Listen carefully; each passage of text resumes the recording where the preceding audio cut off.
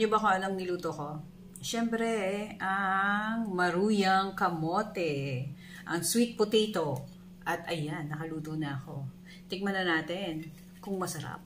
Kasi ngayon lang ako nagluto ng maruya dito. Try natin.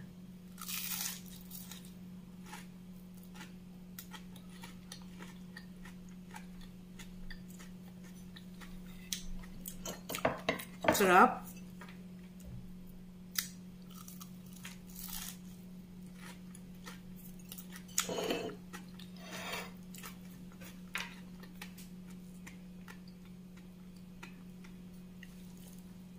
Samahan niyo ako.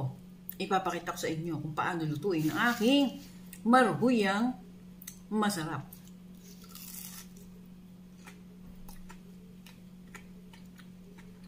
Tara na, mag-start na tayo.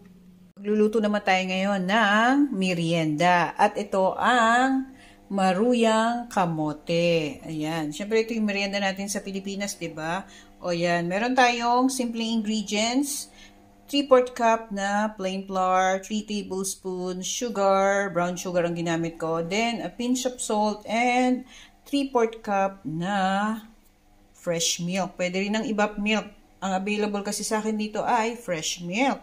At mag-start na tayong mag-mix ng ating butter cake. Ayan, na-mix na natin yung butter cake. Nilagyan ko siya ng konting yellow food color para maganda yung kalalabasan. And then, imimix na natin dito sa ating sweet potato or kamote. Ayan, na-mix na natin yung butter cake sa ating sweet potato at magpiprito na tayo. Ayan na yung ating frying pan. Ilagyan na natin ng oil or mantika.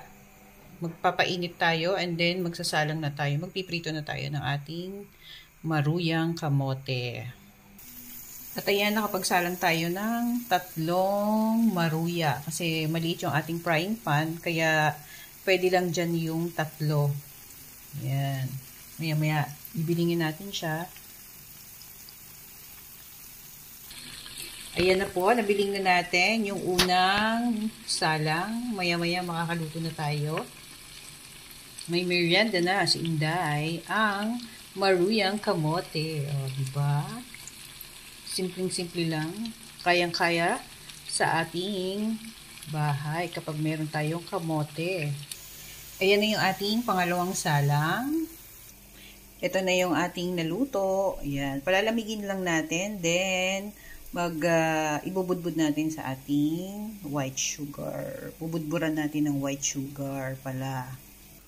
Habang mainit-init pa yung marhuya nating kamote, ayan, budbud na natin sa ating asukal na puti or white sugar para kumapit yung kanyang